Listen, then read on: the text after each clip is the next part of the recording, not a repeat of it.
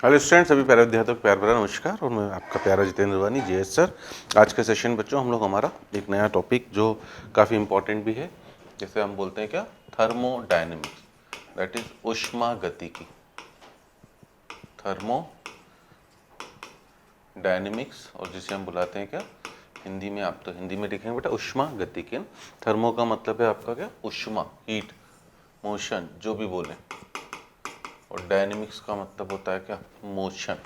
इसलिए हिंदी में नाम पड़ा है इस चैप्टर का ऊष्मा गतिकी, है ना, ऊष्मा की गति। तो क्या मीनिंग होता है ऊष्मा की गति का? मतलब बेटा, जब भी कोई निकाय अपनी एक अवस्था से दूसरी अवस्था में जाता है तो वो कुछ ना कुछ क्या करता है बेटा, एनर्जी का, ऊर्जा का क्या करता है, एक्सचेंज करता है, विनिमय करता है। किससे? सराउंडिंग से, दैट इज परिवेश से, ठीक है ना। तो उस पर्टिकुलर जो ऊष्मा का विनिमय हुआ, ऊर्जा का जो विनिमय हुआ है बेटा, उसी को हम पढ़ते हैं किस चैप्टर के अंदर, थर्मोडायनेमिक्स। ठीक है ना, ठीक है। तो आप लिख लीजिए बेटा कि भौतिक रसायन की वह शाखा, है ना, भौतिक रसायन की वह शाखा जो जो ठीक है, जब निकाय एक अवस्था से दूसरी अवस्था में जाता है, जब निकाय, भौतिक रसायन की वह शाखा जो, है ना, निकाय की एक अवस्था से दूसरी अवस्था में जाने पर परिवेश से ऊर्जा का विनिमय का, है ना, परिवेश से ऊर्जा का विनिमय का अध्ययन कराती है, परिवेश से ऊर्जा का विनिमय का अध्ययन करवाती है, ठीक है ना, ऊष्मा गतिकी कहलाती है। भौतिक रसायन की वह शाखा जो निकाय के अवस्था परिवर्तन, है ना, हम सीधे सीधे ये भी बोल सकते हैं सिंपल डेफिनेशन बेटा कि निकाय के अवस्था परिवर्तन होने पर परिवेश से ऊर्जा का विनिमय का अध्ययन करवाती है, ऊष्मा गतिकी कहलाती है। उसी को हम क्या बुलाते हैं बेटा, ऊष्मा गतिकी, ठीक है ना। तो अब इसमें क्या करना पड़ता है बेटा हमें, ठीक है ना।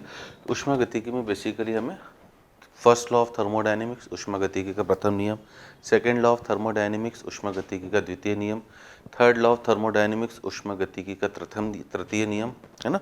इनफैक्ट आप लोगों ने जीरोथ लॉ ऑफ थर्मोडायनेमिक्स, ऊष्मागतिकी का शून्य नियम, है ना, जो आप बेसिकली फिजिक्स में ज़्यादा पढ़ते हो बेटा, कि जब दो निकाय ए और बी तापीय साम्य पर हो, थर्मल इक्विलिब्रियम पर हो, है ना, यदि ए और बी तापीय साम्य पर हो, बी और सी तापीय साम्य पर हो, इसका तात्पर्य है कि ए और सी भी आपस में तापीय साम्य पर होंगे। ये हमारा जीरोथ लॉ ऑफ थर्मोडायनेमिक्स में, जिसकी ज़्यादा ज़रूरत हमें यहाँ नहीं पढ़ने वाली, परंतु यहाँ पर हमें first law, second law, third law की बातें करनी है बच्चों। और खूब सारे नए नए पैरामीटर, आंतरिक ऊर्जा, एंथैल्पी, एंट्रोपी, गिब्स एनर्जी, ठीक है ना, हीट और वर्क, ऊष्मा और कार्य, इन सभी पैरामीटर्स को हमें ढंग से समझना है। तो जब भी निकाय आपका एक अवस्था से दूसरी अवस्था में परिवर्तित होता है बच्चों, तब हमें, है ना, इन्हीं पैरामीटर्स को उसके निकालने की ज़रूरत पड़ती है। उसी को हम बुलाते हैं क्या बेटा, थर्मोडायनेमिक्स, ठीक है। अब इसके कुछ एडवांटेज भी हैं बेटा, कुछ फ़ायदे भी है ना। तो एडवांटेज मतलब फ़ायदे लिखना, ऊष्मागतिकी के फ़ायदे, ठीक है। फ़ायदे क्या क्या हैं, ऊष्मागतिकी के फ़ायदे, एडवांटेज ना। फ़ायदे क्या क्या हैं बेटा? सबसे पहला फ़ायदा है कि कोई भी प्रक्रिया, कोई भी प्रक्रम होगा या नहीं होगा, ये बताने का काम आपको कौन करता है, ऊष्मागतिकी, है ना। तो पहला फ़ायदा ये लिखना बेटा कि प्रक्रम होगा या नहीं, इसके बारे में जानकारी देता है। प्रक्रम होगा या नहीं, इसके बारे में जानकारी देता है, मतलब स्पॉन्टेनिटी एक तरह से बोले, है ना, कि आखिर वो प्रक्रम होगा कि नहीं होगा, इसके बारे में जानकारी आपको यही चैप्टर देगा, स्पॉन्टेनिटी के बारे में। दूसरा, यदि वो प्रक्रम हो रहा है तो उसमें कौन कौन सी ऊर्जा का विनिमय शामिल होगा, ठीक है। तो सेकेंड बेटा, है ना, प्रक्रम में होने वाले ऊर्जा विनिमय का अध्ययन, है ना, प्रक्रम में होने वाले ऊर्जा विनिमय का अध्ययन, दैट इज एनर्जी एक्सचेंज का अध्ययन हमें करवाना है। प्रक्रम में होने वाले ऊर्जा विनिमय, दैट इज एनर्जी एक्सचेंज का अध्ययन, ठीक है ना। तीसरा बेटा, तीसरा जो है साम्य अवस्था पर, ठीक है ना, सांद्रताओं का निर्धारण, है ना। यही चैप्टर है बेटा जो साम्य अवस्था से आपका डील करता है ना। केमिकल काइनेटिक्स एक चैप्टर है केमिस्ट्री में, रासायनिक बल गतिकी।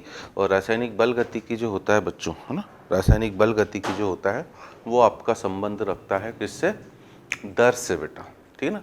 कौन सा उत्पाद जल्दी बनेगा, दर, ठीक है। अब ऑर्गेनिक केमिस्ट्री में भी अगर आप बात करो तो दो तरह के आप प्रोडक्ट पढ़ते हो, एक काइनेटिकली कंट्रोल प्रोडक्ट केसीपी और एक थर्मोडायनेमिकली कंट्रोल प्रोडक्ट। ये साम्य से संबंध रखता है, तो ये इसके फायदे हैं, है ना। अब किसी चीज़ के बेटा कुछ फायदे हैं तो कुछ नुकसान भी, मतलब नुकसान मतलब लिमिटेशंस की बात करें तो इसके कुछ लिमिटेशंस भी हैं बच्चों, है ना। लिमिटेशंस क्या क्या हैं? पहला लिमिटेशन है कि यह केवल, है ना, मैक्रोस्कोपिक सिस्टम निकाय के ऊपर लागू होता है, मतलब बल्क में होना चाहिए बेटा, है ना। आप इंडिविजुअल पार्टिकल के ऊपर इस कहानी को अप्लाई नहीं कर सकते हो। तो पहला लिमिटेशन हम ये बोलेंगे बेटा कि यह मैक्रोस्कोपिक सिस्टम के ऊपर लागू होता है, यह मैक्रोस्कोपिक सिस्टम के ऊपर लागू होता है। मैक्रोस्कोपिक सिस्टम मतलब जहाँ सिस्टम बल्क में बेटा, है ना। आप एक परमाणु के ऊपर नहीं लगा सकते हो, एक अणु के ऊपर, पूरा जो खूब सारे होंगे तब लगाओगे, ठीक है। दूसरा बेटा कि यह समय के बारे में आपको कोई भी जानकारी नहीं देता है, ये आपको ये तो बता देगा कि दिया हुआ प्रक्रम होगा या नहीं होगा, ठीक है ना। अगर होगा या नहीं होगा ये तो बता देगा, परंतु वो प्रक्रम कितने समय में होगा बेटा, वो प्रोसेस कितने टाइम में होगी, इसके बारे में ऊष्मागतिकी आपको कुछ भी नहीं बताती है, ठीक है। तो थ्योरेटिकल क्वेश्चन में कभी हमसे पूछे तो ये हमें थोड़ा सा पता होना जरूरी है, ठीक। चलिए अब लिखो बेटा ऊष्मागतिकी से संबंधित पद, है ना। जनरल टर्म्स रिलेटेड टू क्या आपका ऊष्मागतिकी, है ना। ऊष्मागतिकी से संबंधित सामान्य पद, सबसे पहला है बेटा निकाय, परिवेश तथा परिसीमा, है ना। निकाय को हम इंग्लिश में बोलते हैं बेटा सिस्टम, परिवेश मतलब सराउंडिंग, ठीक है, और परिसीमा मतलब बाउंड्री। तो सिस्टम, सराउंडिंग एंड क्या हमारा boundary, system, surrounding and boundary, ठीक है। आगे से हम सिस्टम को शॉर्टकट में केवल SIS, आप भी बेटा हिंदी में तो निकाय बोलते हैं बट आप सिस्टम ध्यान रखना है आपको। सराउंडिंग को हम केवल SURR से बोलेंगे, और बाउंड्री की तो हमें कर उतनी ज़्यादा ज़रूरत पड़ने वाली नहीं है, तो हमें तीनों की परिभाषाएं वैसे पता होना। तो जल्दी से आप सबसे पहले, है ना, सिस्टम मतलब निकाय की परिभाषा लिखना, है ना। अगर मैं एक बर्फ़ का टुकड़ा उठा के बच्चों अपने हाथ पे रख लूँ तो ऑब्वियसली मेरा पूरा ध्यान क्या होगा, उस बर्फ़ के टुकड़े पर होगा कि किस दर से वो पिघल रहा है, कितनी देर में पिघल रहा है, क्या हो रहा है क्या नहीं हो रहा है, जो भी हो। मतलब निकाय का मतलब ही बेटा, ठीक है ना, ब्रह्मांड का वह भाग जो जिसका आप क्या करो बेटा, आपका जिसके ऊपर आप जिसका आप अध्ययन कर रहे हो, ठीक है ना। तो निकाय की परिभाषा ये होती है part of universe which is under thermodynamic observation, मतलब ब्रह्मांड का वह भाग जो ऊष्मागतिकी प्रेक्षण में लिया गया है, ठीक है। तो निकाय की परिभाषा आपको ये लिखनी है, ब्रह्मांड का वह भाग जो ऊष्मागतिकीय प्रेक्षण में लिया गया है, ब्रह्मांड का वह भाग जो ऊष्मागतिकीय प्रेक्षण में लिया गया है, दैट इज सिस्टम, ठीक है। अब सराउंडिंग की परिभाषा बेटा केवल SURR लिखना, परिवेश, उस पर्टिकुलर भाग को छोड़कर बाकी पूरा बचा हुआ ब्रह्मांड, है ना। जैसे ये बर्फ़ का टुकड़ा था तो ये मेरा सिस्टम है बेटा, इसको छोड़कर बाकी पूरा ब्रह्मांड मेरे लिए क्या हो गया, परिवेश हो गया, सराउंडिंग हो गया, ठीक है। तो आप लिख लीजिए बेटा ब्रह्मांड का निकाय को छोड़कर बचा हुआ ब्रह्मांड का भाग परिवेश कहलाता है, निकाय को छोड़कर बचा हुआ ब्रह्मांड का भाग परिवेश कहलाता है, निकाय को छोड़कर बचा हुआ ब्रह्मांड का भाग परिवेश कहलाता है, ठीक है ना। निकाय को अलग हटा दो, बाकी जो बचा हुआ भाग है बेटा वो परिवेश, ठीक है। अब बाउंड्री की बात करें बेटा तो बाउंड्री क्या, बाउंड्री में लिखना परिसीमा, है ना, वह सीमा जो निकाय तथा परिवेश को पृथक करने का कार्य करती है, वह सीमा जो निकाय तथा परिवेश को पृथक करने का कार्य करती है परिसीमा कहलाती है, वह सीमा जो निकाय तथा परिवेश को पृथक करने का कार्य करती है ना, परिसीमा कहलाती है, ठीक। जैसे फॉर एग्जांपल बच्चों मैंने एक बंद पात्र में, है ना, आदर्श गैस को ले लिया है। नॉर्मली देखो इस चैप्टर में हमारा सिस्टम आइडियल गैस ही होगा, तो मैंने एक बंद पात्र में किसको ले लिया है बच्चों, आइडियल गैस को, ठीक है। तो ऑब्वियसली ये जो बंद पात्र है बेटा इसके अंदर जो भरा हुआ है, अब मेरा पूरा ध्यान इस आइडियल गैस के ऊपर होगा, तो ये आइडियल गैस ही मेरे लिए क्या है, सिस्टम, है ना। आइडियल गैस ही मेरे लिए क्या है बच्चों, सिस्टम, ठीक है। इसके बाहर का जो भी बचा हुआ भाग है ये सिस्टम है बेटा, ये पूरा क्या है, सराउंडिंग, पूरा बचा हुआ। अब दिखाने के लिए तो पूरा ब्रह्मांड बेटा इसको छोड़कर, परंतु अब पूरा तो मैंने भी नहीं दिखा सकता ना, आपको भी पता है बेटा, ठीक है। तो हम छोटा सा दिखा दे रहे हैं, ठीक है। और ये जो बेटा ये जो परिसीमा है जो निकाय को किस परिवेश से अलग करने का कार्य कर रही है, इसी को हम बुलाते हैं क्या? इसी को बुलाते हैं हम क्या बेटा? बोलो बोलो बोलो, बाउंड्री। इसी को हम बुलाते हैं बाउंड्री। मतलब इनडायरेक्टली हम बोल सकते हैं बेटा कि सिस्टम प्लस सराउंडिंग, है ना, सिस्टम प्लस सराउंडिंग मिलकर क्या बनता है आपका? यूनिवर्स। ठीक है, सिस्टम प्लस सराउंडिंग मिलकर यूनिवर्स बनता है। निकाय प्लस परिवेश को अगर हम जोड़ दें तो बन जाएगा क्या बच्चों? ब्रह्मांड। ठीक है, चलिए। तो पहली चीज़, आई होप ये बार बार बेटा क्वेश्चंस में ना बात होगी सिस्टम सराउंडिंग बाउंड्री की, तो इसलिए हमें पता होना जरूरी। ठीक है, अब हम पहले लिखते थे बेटा परिसीमा के प्रकार, है ना। परिसीमा के प्रकार मतलब टाइप्स ऑफ क्या आपका? बाउंड्रीज। परिसीमा के प्रकार, टाइप ऑफ बाउंड्रीज। ठीक, परिसीमा के प्रकार दैट इज टाइप ऑफ क्या आपका? बाउंड्री। तो बाउंड्री जो है बेटा खूब सारे तरह की होती है ना। पहली होती है वास्तविक तथा काल्पनिक, रियल और इमेजिनरी। आप हिंदी में लिखते चलना बच्चों, है ना, मैं सब हिंदी में बोल रहा हूँ, परंतु लिख मैं अंग्रेजी में दे रहा हूँ ताकि आप अंग्रेजी के टर्म से भी फेमिलियर हो जाए, है ना। रियल मतलब वास्तविक और इमेजिनरी का मतलब क्या बेटा? काल्पनिक। ठीक है, तो वास्तविक परिसीमा का मतलब क्या है बेटा? जहाँ पर मुझे निकाय तथा परिवेश में, ठीक है ना, क्लियर कट, ठीक है, डिस्टिंक्शन नज़र आएगा, है ना, मतलब क्लियर कट क्या? सेपरेशन नज़र आएगा। तो रियल बाउंड्री का मतलब होता है निकाय तथा परिवेश में स्पष्ट अंतर नज़र आए। तो जैसे एक बंद पात्र होता है बेटा, अगर सिस्टम आइडियल गैस है, पूरे चैप्टर में नॉर्मली 99% केस में आपका सिस्टम आइडियल गैस होगा, तो एक बंद पात्र जो है बेटा रियल बाउंड्री है ना, इसके अंदर जो भी हो सिस्टम, इसके बाहर जो भी बेटा परिवेश। ठीक है, बट इमेजिनरी बाउंड्री में क्या होगा बेटा? खुला पात्र। इसमें क्या है बेटा? मान लीजिए आइडियल गैस या जल कुछ भी भर दे, ठीक है जी, तो अब क्लियर कट सेपरेशन नहीं है किस किस के बीच में, निकाय तथा परिवेश। तो मुझे यहाँ पर एक बाउंड्री खुद क्या करनी पड़ेगी बेटा? इमेजिन करनी पड़ेगी कि इसके अंदर का भाग मेरा क्या है? इसके अंदर का भाग मेरा सिस्टम है, इसके बाहर का भाग क्या है? मेरा परिवेश। तो पहली टाइप की बाउंड्री होती है बेटा रियल और इमेजिनरी, है ना। दूसरी जो हमारे काम की दूसरी टाइप की बाउंड्री होती है बेटा, है ना, रिजिड, दृढ़ तथा अदृढ़, रिजिड और नॉन रिजिड, दृढ़ तथा अदृढ़ बाउंड्री। अब रिजिड को ही बेटा हम नॉन फ्लैक्सिबल भी बोलते हैं, जो फ्लैक्सिबल ना हो, ठीक है, जबकि नॉन रिजिड को हम, अदृढ़ बाउंड्री को हम फ्लैक्सिबल भी बोलते हैं बेटा। ठीक है, तो रिजिड या दृढ़ बाउंड्री का मतलब है ना, जिसका एक्सपांशन मतलब प्रसार या कॉम्प्रेशन संकुचन संभव ना हो, है ना। तो लिख लेना बेटा वह परिसीमा जिसका प्रसार या संकुचन संभव ना हो, ठीक है ना, वह परिसीमा जिसका प्रसार या संकुचन संभव ना हो। इनडायरेक्टली रिजिड बाउंड्री का आयतन जो होगा बच्चों वो हमेशा कांस्टेंट हो जाएगा। ठीक है, दृढ़ एक परिसीमा जो होगी बेटा उसका आयतन हमेशा कांस्टेंट होगा, जबकि नॉन रिजिड बाउंड्री का मतलब क्या होता है? नॉन रिजिड बाउंड्री का मतलब होता है जिसका, है ना, लिखना, जिसमें प्रसार तथा संकुचन दोनों संभव हो। एक्सपांशन भी पॉसिबल है बच्चों, कॉम्प्रेशन भी पॉसिबल है ना, प्रसार तथा संकुचन दोनों संभव हो। और इनडायरेक्टली बोले तो इसका वॉल्यूम कांस्टेंट नहीं होता है। ठीक है, अब ठीक है, अब देखो यहीं पे छोटे छोटे क्वेश्चंस क्या बनते हैं बेटा? अगर मैं आपसे बोलूं कि एक बंद पात्र का आयतन हमेशा नियत रहता है, एक बंद पात्र का आयतन हमेशा नियत रहता है, तो अभी तक के प्रीवियस नॉलेज के बेसिस पर बाकी सभी चैप्टर्स की अगर हम बात करते हैं बेटा, जो भी हमारा पहले का जितना भी ज्ञान है, उस आधार पर आप इस कथन को सत्य बोल सकते हो, परंतु ऊष्मागतिकी में ये कथन असत्य हो जाएगा, है ना। क्यों हो जाएगा असत्य? आपके सामने ही बेटा देख लीजिए, मैंने एक स्टील के बंद पात्र में रखा, आइडियल गैस को रखा है, तो ये क्लोज कंटेनर बेटा, इसका आयतन नियत है।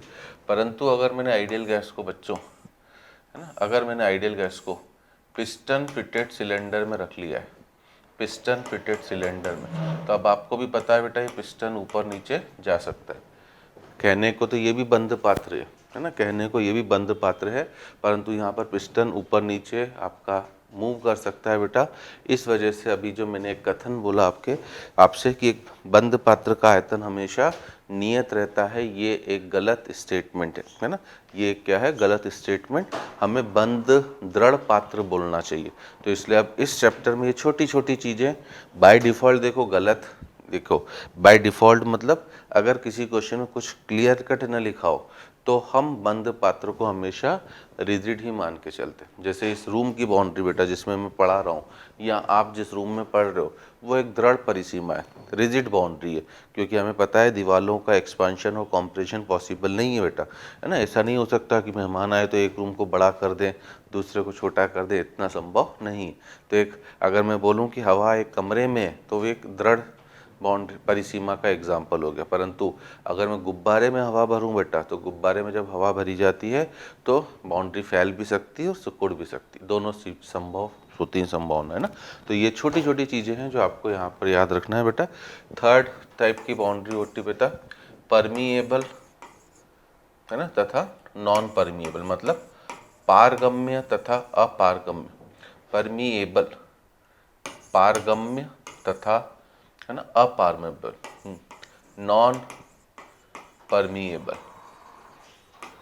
तीसरी तरह की है परमिएबल पारगम्य तथा, है ना, या अपारगम्य नॉन परमिएबल। ठीक है। परमिएबल मतलब बेटा क्या? जिस परिसीमा से है ना मैटर का या द्रव का क्या हो सके? विनिमय हो सके, मतलब बाहर भी जा सके अंदर भी जा सके, तो उसे हम बुलाते हैं बेटा परमिएबल। पारगम्य नाम ही है जिसके आर पार, है ना, गंतव्य संभव हो, आर पास चीज़ें जा सके। तो परमिएबल में बस आपको ये लिखना है बेटा कि इस परिसीमा के अंतर्गत, इस परिसीमा से द्रव का विनिमय हो सकता है ना, इस परिसीमा से द्रव का विनिमय हो सकता है। जबकि नॉन परमिएबल में लिखना बेटा कि इस परिसीमा से द्रव का विनिमय नहीं हो सकता, है ना, इस परिसीमा से द्रव का विनिमय नहीं हो सकता है, इसलिए आपने उसे क्या बोला है बेटा? Non permeable. हमें तीसरी इसकी ज़रूरत काफ़ी कम है, परंतु बाकियों की इनडायरेक्टली बेटा, डायरेक्टली तो नहीं, प्रत्यक्ष रूप से तो कोई ज़रूरत नहीं है, अप्रत्यक्ष रूप से हमें पता होना ज़रूरी है। और चौथी और आखिरी बाउंड्री होती है बेटा, ठीक है ना, डायाथर्मिक एंड एडियाबेटिक, ऊष्मा रोधी तथा, है ना, डायाथर्मिक और एडियाबेटिक, ठीक है ना। ठीक है। एडियाबेटिक मतलब रुद्धोष्म और डायाथर्मिक मतलब जो जिसके आसपास तापमान क्या हो सके बेटा? समान हो सके, ठीक है। जैसे हम लोग आइसोथर्मल प्रोसेस पढ़ेंगे ना, तो डायाथर्मिक बाउंड्री का मतलब क्या है बेटा? ठीक है ना, एक ऐसी परिसीमा जिसके अंतर्गत, है ना, क्या हो सके? ऊष्मा का विनिमय हो सके, है ना। तो डायाथर्मिक में लिखना है बेटा ऐसी परिसीमा जिसके अंतर्गत, ठीक है ना, ऊष्मा का विनिमय हो सकता है। ठीक है। एक ऐसी परिसीमा जिसके अंतर्गत ऊष्मा का विनिमय हो सकता है। और जबकि एडियाबेटिक में लिखना है बेटा, एडियाबेटिक मतलब रुद्धोष्म, ठीक है ना। रुद्धोष्म में क्या होता है बेटा? इसके अंतर्गत ऊष्मा का विनिमय संभव नहीं है। रुद्धोष्म परिसीमा के अंतर्गत ऊष्मा का विनिमय संभव नहीं है। तो ये छोटा सा हमें रफ आइडिया बाउंड्रीज के बारे में होना आवश्यक है। ठीक है जी। चलिए, तो ये सब टर्म्स है बेटा, पहले हमें एक दो टर्म तक थ्योरी ही समझनी है, फिर धीरे धीरे हम क्वेश्चंस पर आएंगे। अब है बेटा अगला है ना, निकाय के प्रकार, टाइप्स ऑफ सिस्टम। निकाय के प्रकार, टाइप्स ऑफ क्या? आपका सिस्टम।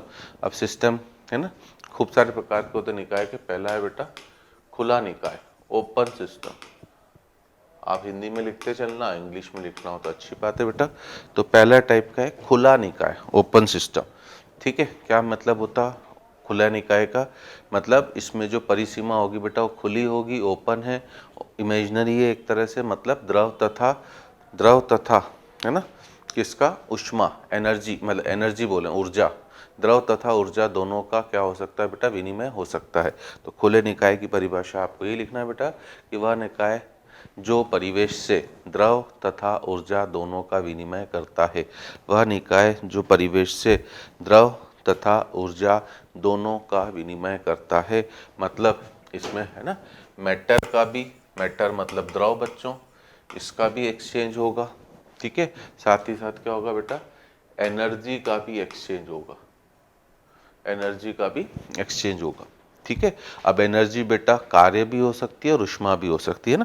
जब हम फिजिक्स में पढ़ते हैं बेटा, फिजिक्स में खूब सारे आप एनर्जी के प्रकार पढ़ते हो, कन्वेंशन, कंडक्शन, रेडिएशन। केमिस्ट्री में हम ऊर्जा केवल दो तरह की पढ़ेंगे बेटा, टाइप्स ऑफ एनर्जी। वो दो तरह के बेटा, मोशन या तो हीट या फिर वर्क, ऊष्मा या वर्क, कार्य। ठीक है, उनको भी मैं समझाऊंगा, अभी मैं बता रहा हूँ। एग्जाम्पल क्या बेटा, खुले पात्र में जल, है ना, खुले पात्र में जल। ऐसे काफ़ी क्वेश्चन हमारी कॉम्पिटिटिव एग्जाम में आ चुके हैं। इनमें से कौन सा, है ना, ओपन सिस्टम का एग्जाम्पल है, कौन सा क्लोज सिस्टम का एग्जाम्पल है, तो आपको समझ में आना चाहिए बेटा। जिसमें भी द्रव तथा ऊर्जा दोनों का विनिमय होगा वो है खुला निकाय, है ना। एग्जाम्पल आपसे खुद ही पूछ सकता है कि कैसे क्या होगा। ठीक है, आ रही क्या मेरी बात सभी को समझ में? ठीक है, जैसे एसी पूछ लेता है कि कमरे में एसी चल रहा है, बताओ किस तरह का निकाय। तो आपको ही पता बेटा एसी क्या करता है, जो भी मॉइस्चर होता है उसको निकाल के बाहर फेंक देता है ना। रूम का टेम्परेचर तो चेंज कर ही रहा है, तो मतलब दोनों का एक्सचेंज कर रहा है। ठीक, सेकेंड टाइप का सिस्टम होता है बच्चों क्लोज सिस्टम, है ना, बंद निकाय। अब बंद निकाय है मतलब अगर बंद हो गया बेटा तो अब केवल क्या होगा, ऊर्जा का तो विनिमय होगा परंतु द्रव का एक्सचेंज नहीं होगा, विनिमय नहीं होगा, है ना। तो बंद निकाय में लिख लेना बेटा कि वह निकाय जो परिवेश से केवल ऊर्जा का विनिमय करता है, द्रव का नहीं, है ना। वह निकाय जो परिवेश से केवल ऊर्जा का विनिमय करता है, द्रव का नहीं। तो इसमें मैटर का एक्सचेंज नहीं होगा, मैटर का एक्सचेंज नहीं होगा, परंतु, है ना, एनर्जी, ऊर्जा का एक्सचेंज होगा। ठीक है, और एग्जाम्पल क्या बेटा, बंद पात्र में जल, है ना। आपको पता है बेटा गर्म जल को अगर मैं एक बंद पात्र में क्यों ना रख दूं तो क्या होता है, कुछ समय का तो ठंडा हो जाता है। तो द्रव्यमान में जल की कोई कमी नहीं आएगी बच्चों, ठीक है ना, परंतु तापमान धीरे धीरे कम हो रहा है, मतलब ऊर्जा का विनिमय हो रहा है। ठीक है, ठीक। एक खुले पात्र में आपने गर्म जल रखा तो आपको ही पता है बेटा उससे वाष्प के रूप में क्या होगा, द्रव जो वाष्प में बदलता जाता है, जो वाष्प निकल रही है बेटा, उस वाष्प के निकलने की वजह से, ठीक है ना, उस वाष्प के निकलने की वजह से मैटर का एक्सचेंज हो रहा है, द्रव्यमान लगातार क्या होगा, कम। अब आपके मन में डाउट आ सकता है कि सर अगर हमने नॉर्मल जल जो रखा खुले पात्र में, क्या उसमें भी होगा? उसमें भी होगा बेटा, ना, क्योंकि आपने एक फिनोमेना, है ना, एक घटना वाष्पीकरण सुनी होगी। वाष्पीकरण बच्चों हर टेम्परेचर पर होती है, हर तापमान पर, मतलब सतह वाले जल के अणुओं का, है ना, वाष्प में बदलना, ठीक है ना, उसे वाष्पीकरण कहते हैं। तो भले नॉर्मल जल भी रखो तो भी होगी। हाँ, नॉर्मल जल में बस इतना है कि हमें वो वाष्प निकलते हुए नजर नहीं आएंगे बेटा। गर्म जल होगा, गर्म चाय आपके पास आई या गर्म दूध आपको आपकी मदर ने दिया, कॉफ़ी जो भी आप पीते हो बेटा, तो आपको उसमें से वाष्प निकलती हुई साफ साफ नजर आती, ठीक है ना। अब तीसरे तरह का निकाय एक और होता है बेटा, विलगित निकाय, आइसोलेटेड सिस्टम, है ना। आप सब हिंदी में लिखना चाहे हिंदी में लिखें, और हिंदी में लिख के चाहें तो आप ब्रैकेट में अंग्रेजी टर्म भी लिख सकते हो। आइसोलेटेड बेटा नाम ही विलगित निकाय, मतलब जिसको परिवेश से कोई लेना देना नहीं है, मतलब न तो ये द्रव का विनिमय करेगा न ऊर्जा का, है ना। तो लिख लो बेटा वह निकाय जो परिवेश से न तो द्रव का न ऊर्जा का विनिमय करता है ना। वह निकाय जो परिवेश से न तो द्रव का न ही ऊर्जा का विनिमय करता है,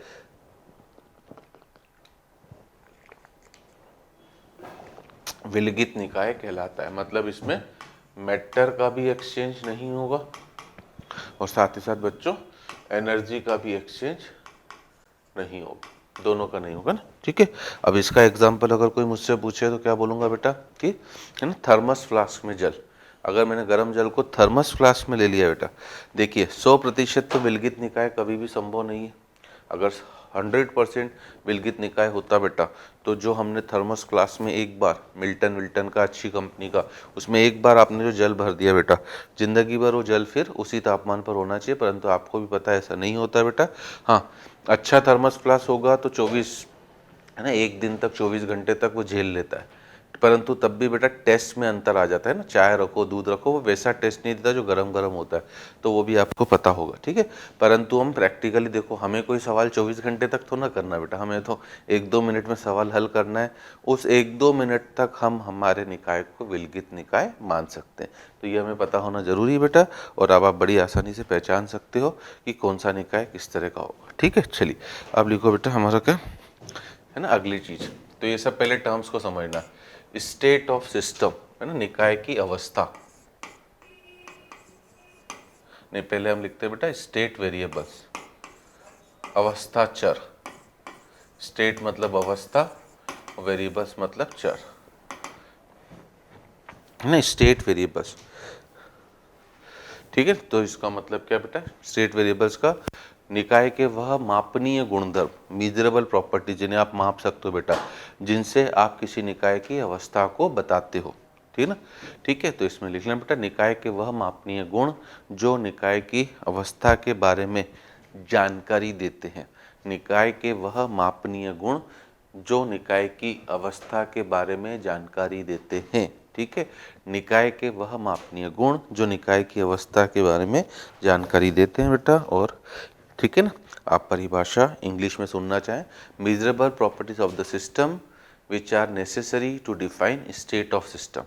ठीक है ना, वह मापनीय गुण जो निकाय की अवस्था को बताने के लिए आवश्यक होते हैं। ठीक है, और चूंकि मैंने बोला है बेटा अभी कि हमारा निकाय हमेशा नॉर्मली 99% केसेस में आदर्श गैस ही होगा, तो आदर्श गैस की अवस्था को बताने के लिए मुझे, है ना, जिन स्टेट वेरिएबल्स की ज़रूरत पड़ेगी बेटा, वो दाब, ताप तथा क्या होगा बेटा, आयतन, है ना। प्रोवाइडेड हम मान के चलते हैं बेटा कि हमने गैस के जो मोल्स दिए हैं वो कांस्टेंट है, एक बार आपने फिक्स कर दिए, तो कॉमनली 99% केसेस में आपके स्टेट वेरिएबल पीवीटी ही होते हैं बेटा। और ऊष्मागतिकी में, है ना, ऊष्मागतिकी में इन्हीं का क्या होता है बेटा, चेंज होता है। ठीक है ना, स्टेट वेरिएबल के बाद अगला है बेटा state of system, state of system. ठीक है, स्टेट ऑफ सिस्टम का मतलब क्या है, जब निकाय के बेटा, निकाय के अवस्था चर नियत हो जाते हैं, तो उस विशिष्ट अवस्था में जो भी आपका निकाय की अवस्था होगी उसी को हम स्टेट ऑफ सिस्टम मतलब निकाय की अवस्था बोलते हैं। ठीक है, तो आप बस इतना ही लिखना बेटा, जब निकाय के अवस्था चर नियत हो जाते हैं, जब निकाय के अवस्था चर, ब्रैकेट में आप पीवीटी लिख लेना बेटा, जब निकाय के अवस्था चर नियत हो जाते हैं तो निकाय एक विशिष्ट अवस्था में कहलाता है, या वह निकाय की अवस्था को दर्शाता है। जो भी आप बोलते हो ना, वह निकाय की क्या करता है बेटा, अवस्था को दर्शाता है। तो अगर मेरा मान लीजिए, है ना, एक आइडियल गैस बेटा कंटेनर में मैंने भर दी है, अब इसका मैंने आपको प्रेशर भी बता दिया P1, आयतन भी बता दिया बच्चों V1, और आयतन के साथ साथ तापमान भी बता दिया T1। ठीक है ना, तो मैं बोलूँगा ये मेरे सिस्टम की क्या है बेटा, एक स्टेट है, ये मेरे सिस्टम की क्या है, एक स्टेट है। ठीक है ना, और हमें ऊष्मागतिकी में मैंने क्या बोला बेटा कि हमें वो अध्ययन करना जब निकाय एक अवस्था से दूसरी अवस्था में जा रहा है। तो मान लीजिए ये अपनी अवस्था परिवर्तित करके बेटा किसी नई अवस्था में जा रहा है, ठीक है, और वहाँ पर उसका P2, V2 और T2 है, तो ये उसकी अवस्था पहली अवस्था है, ये उसकी दूसरी अवस्था है।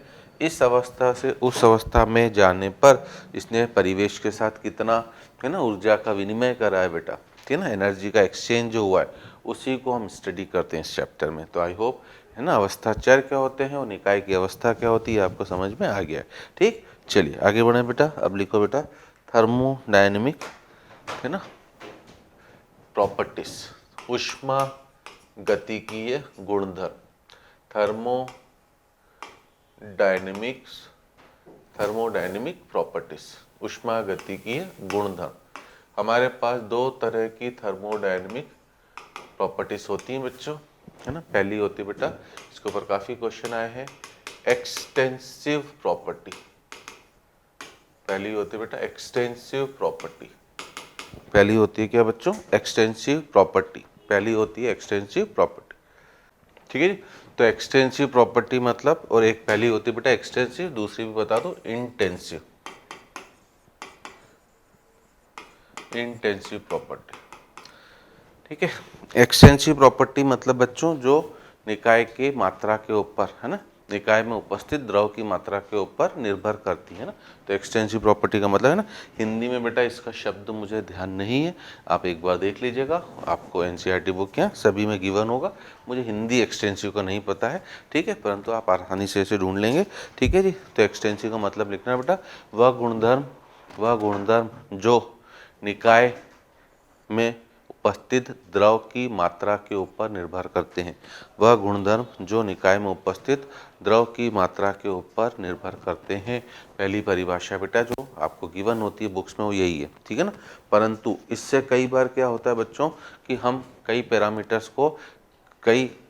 पैरामीटर्स को ढंग से समझ नहीं पाते हैं, इस वजह से, ठीक है ना, मैंने दो परिभाषाएं और बनाई हैं। तो सेकंड है बेटा एक्सटेंसिव प्रॉपर्टी में लिखना, इन्हें हम सीधे जोड़ सकते हैं, ठीक है ना, इन्हें हम सीधे जोड़ सकते हैं, ठीक है, ठीक। तीसरा और क्या है, तीसरा अंतर बेटा, तीसरी परिभाषा की, है ना, यह निकाय को भिन्न भिन्न भागों में विभाजित करने पर इनके मान, है ना, इनके मान लिखना, इनके मान निकाय को भिन्न भिन्न भागों में विभाजित करने पर परिवर्तित हो जाते हैं। इनके मान निकाय को भिन्न भिन्न भागों में विभाजित करने पर परिवर्तित हो जाते हैं। इनके मान निकाय को भिन्न भिन्न भागों में विभाजित करने पर परिवर्तित हो जाते हैं ना। मैं एक साथ सब बता रहा हूँ पहले आपको, ठीक है। एग्जाम्पल्स जो है बेटा, है ना, द्रव्यमान हुआ, आप हिंदी में लिखना बोले ना, मास। आयतन हुआ बच्चों, वॉल्यूम, ठीक है ना। उसके अलावा बेटा मोल्स हुए, नंबर ऑफ मोल्स, ठीक है। उसके अलावा बेटा, है ना, रेजिस्टेंस हुआ, प्रतिरोध। अरे मेरी बात समझ में। उसके अलावा बेटा जो हमें काम में आने वाले, है ना, आंतरिक ऊर्जा, इंटरनल एनर्जी, आंतरिक ऊर्जा, ठीक है। इसे हम बच्चों, है ना, यू से भी प्रदर्शित करते हैं और फिजिक्स वाले इसे ई से भी प्रदर्शित करते हैं। उसके अलावा बच्चों एंथैल्पी, उसके अलावा बच्चों क्या, एंथैल्पी मतलब एच। उसके अलावा बेटा गिब्स एनर्जी, है ना, गिब्स फ्री एनर्जी, जिसे हम गिब्स एनर्जी भी बोल सकते हैं, जी। हमारे काम के तो ज़्यादातर यही है बेटा ना। और उसके अलावा बोलें बेटा तो आपका एंट्रोपी, एंट्रोपी मतलब एस। ये मैं कह रहा था कि हमें, है ना, इन सब को समझना है इस चैप्टर में। तो ये सब के सब जो गुणधर्म है बेटा वो एक्सटेंसिव है। ये निकाय में उपस्थित द्रव की मात्रा पर निर्भर करते हैं, ठीक है। इन्हें हम सीधे जोड़ सकते हैं। और अगर आपने निकाय को विभाजित कर दिया बेटा, मतलब 2-3 टुकड़ों में तोड़ दिया, तो इनके मान क्या हो जाते हैं, परिवर्तित हो जाते हैं ना। अब इंटेंसिव प्रॉपर्टी है ना, इनका मैं एग्जाम्पल भी दे रहा हूँ, पहले हम परिभाषा लिख लें बेटा। इंटेंसिव प्रॉपर्टी का मतलब लिखना, है ना, इस इंटेंसिव प्रॉपर्टी का क्या मतलब हो जाएगा बेटा, पहला पूरा उल्टा है। पहला, है ना, वह गुणधर्म जो निकाय में उपस्थित द्रव की मात्रा पर निर्भर नहीं करते हैं, है ना, वह गुणधर्म जो निकाय में उपस्थित द्रव की मात्रा पर निर्भर नहीं करते हैं, ठीक है। दूसरा, इन्हें सीधे जोड़ा नहीं जा सकता है, ठीक है, इन्हें सीधे जोड़ा नहीं जा सकता है। और तीसरा बच्चों, तीसरा क्या है बेटा कि निकाय को विभाजित करने पर इनके मानों में कोई परिवर्तन नहीं होता है।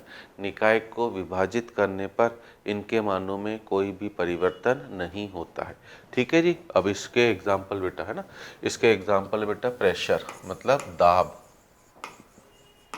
ताप, टेम्परेचर। अरे मेरी बात समझ में, है ना, प्रेशर हुआ, टेम्परेचर हुआ, ठीक है।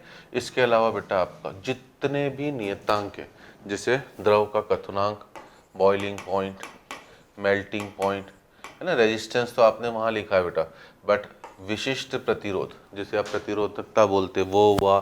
ईएमएफ एग्जाम में पूछा जा चुका है बेटा, इलेक्ट्रोमोटिव फोर्स, विद्युत चालक बल, है ना, या इलेक्ट्रोड पोटेंशियल बोले, ठीक है ना। उसके अलावा बेटा जो भी नियतांक हो, रिफ्रैक्टिव इंडेक्स हो, अपवर्तनांक हो, कोई आपका टेम्परेचर कोफिशिएंट हो, ठीक है ना, जितने भी नियतांक होते हैं जो भी हो बेटा, सब के सब इस कैटेगरी में आते हैं, ठीक है ना।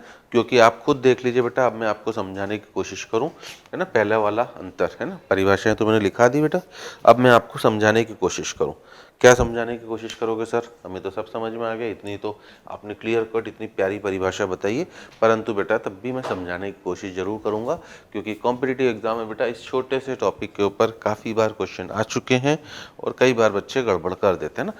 तो पहली कोशिश ये कर रहा हूँ बेटा समझाने की कि अगर मैंने एक पात्र में जल लिया है बेटा, तो उस जल का क्वथनांक हो, है ना, या हिमांक हो, नियत है कि अलग अलग होगा, है ना। मान लीजिए मैंने 1 किलो जल लिया और 2 किलो जल लिया, सेम होगा कि अलग अलग होगा, सेम होगा बेटा।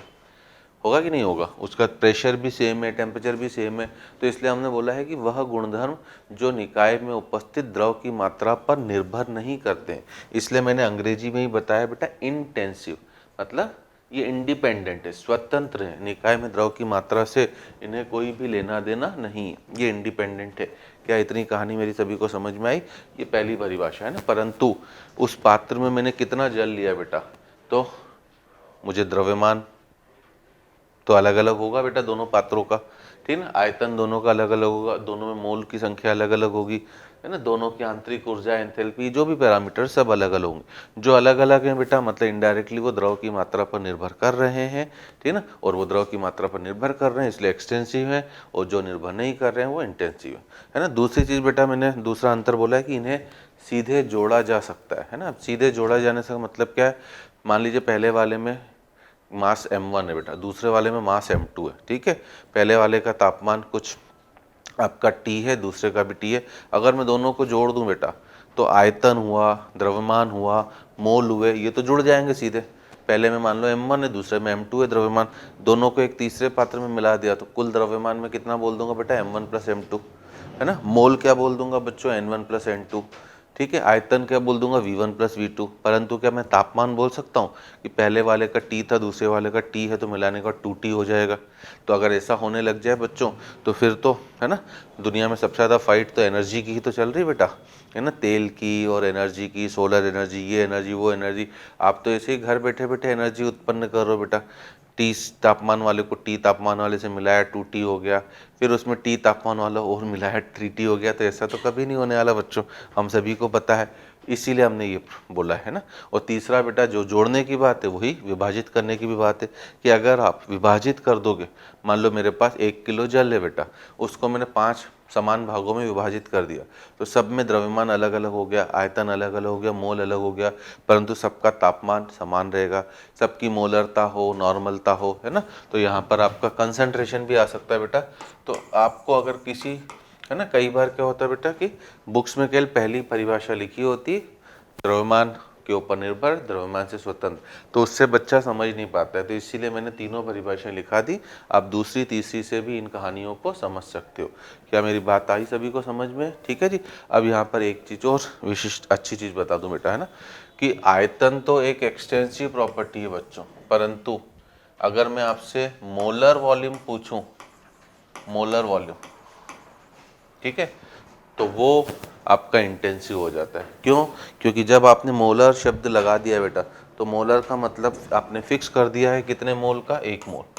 मोलर का मतलब है आपने फिक्स कर दिया है कितने मोल का बच्चों, 1 मोल। मोलर का मतलब आपने फिक्स कर दिया है कितना, 1 मोल, ठीक है ना। तो अगर 1 मोल आपने फिक्स कर दिया है तो फिर वो आपका अब किस हर पदार्थ के 1 मोल का भार जो होगा बेटा अलग अलग होगा, परंतु हमें पता है कि molar volume of any gas at STP, है ना, एसटीपी पर किसी भी गैस के 1 मोल का आयतन हमेशा 22.7 लीटर होता है। अब 1 मोल गैस का भार अलग अलग होगा कि सेम होगा, अलग अलग है। तो भार अलग अलग है परंतु आयतन तो सभी का समान है, ठीक है ना। इसी तरह से बेटा हमें तीन तरह की हमें, है ना, हीट कैपेसिटी, ऊष्माधारिता। तो एक ऊष्माधारिता है बेटा, एक मोलर ऊष्माधारिता है ना, मोलर हीट कैपेसिटी। एक होता है बेटा